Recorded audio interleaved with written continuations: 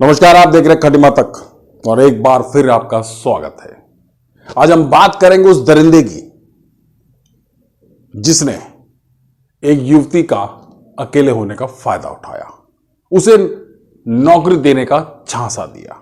हम बात कर रहे हैं हरिद्वार के रुड़की के, जहां पर एक दरिंदे ने एक युवती के साथ उसको नौकरी का झांसा देकर जबरन उसके साथ दुष्कर्म किया। बात शुरू होती है 6 महीने पहले इंस्टाग्राम से। उसकी लड़की की जान पहचान नदीम नामक युवक जो पीरपुरा गांव का रहने वाला है और उसके बाप का नाम है अकेलू पोट्टो।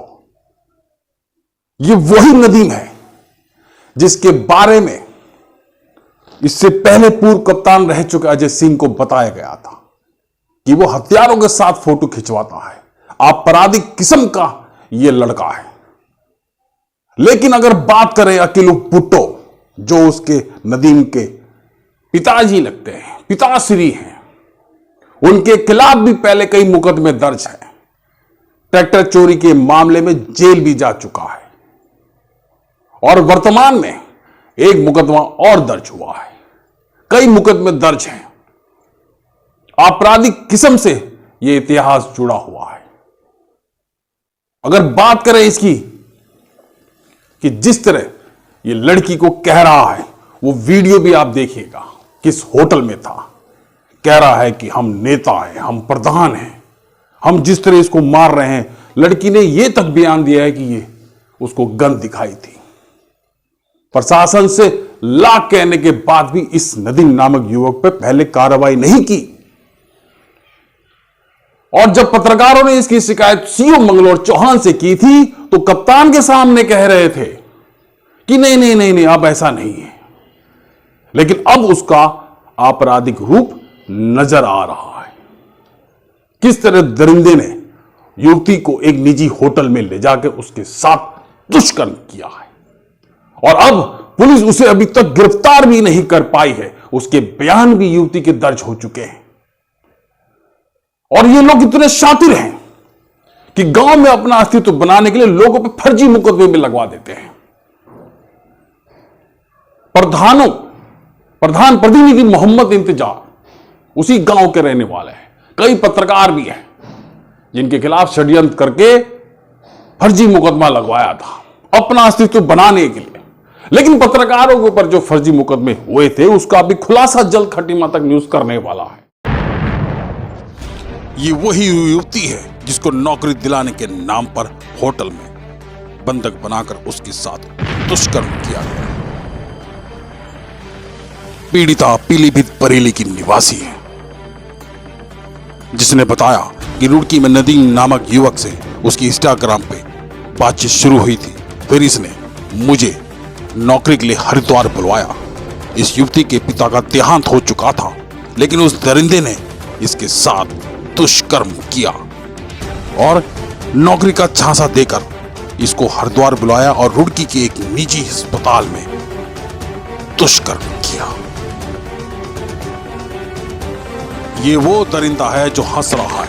यही है वो नदीम जिसने उस युवती के साथ होटल में दुष्कर्म किया। इसी का नाम ये नदीम है। अकेलू पोट्टो का ये लड़का है। ध्यान से देख लीजिए इस चेहरे को।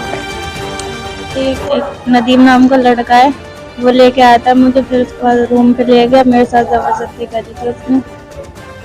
कैसे हुआ, क्या हुआ, क्यों बुलाया था? कंपनी के बहाने से बुलाया था उसने मुझे।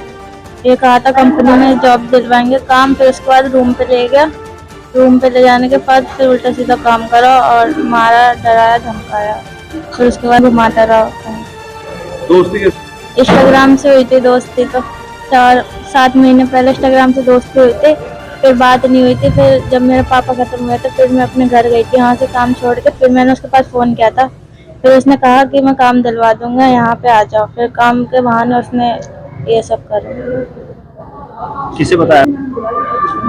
अपने भाई को बताया मैंने। उसने गन दिखाई थी मुझे और थप्पड़ भी मारे थे, फोटो दिखाया था। उसने ये कहा था मैं नेता हूँ, जैसे मतलब ये वीडियो दिखाई थी ना, इन लोगों को मार रहा हूँ, ऐसे तुझे भी मारूंगा और क्या नाम किसी को बताया तो और 3-4 बार उसने काम भी करा था। मैंने इसकी वीडियो भी बनाई थी। सब कुछ कर रहा था। कितनी बार इस तरह के गंदे काम करते?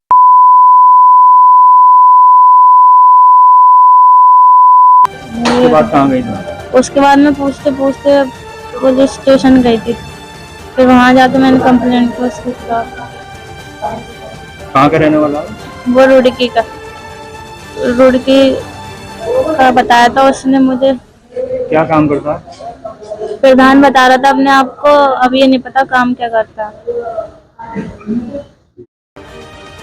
सुना आपने, युवती कह रही है अपने आप को प्रधान बता रहा था और गन दिखाकर उसको डरा धमका रहा था और ये कह रहा था, अपने फोन पे वो वीडियो दिखा रहा था कि जिस तरह मैं इस लोगों को मार रहा हूं इसी तरह तुझे भी मार दूंगा। ये बड़ा शातिर लड़का है और अपने आप को प्रधान इसलिए लिखता है क्योंकि इनके पिताजी की डीपी में लिखा है अकील बुट्टो प्रधान। ये आज भी अपने आप को प्रधान मानते हैं। पुलिस ने मुकदमा भी दर्ज कर लिया है, 376 भी लग गई है, लेकिन अभी तक पुलिस ने गिरफ्तार नहीं किया है।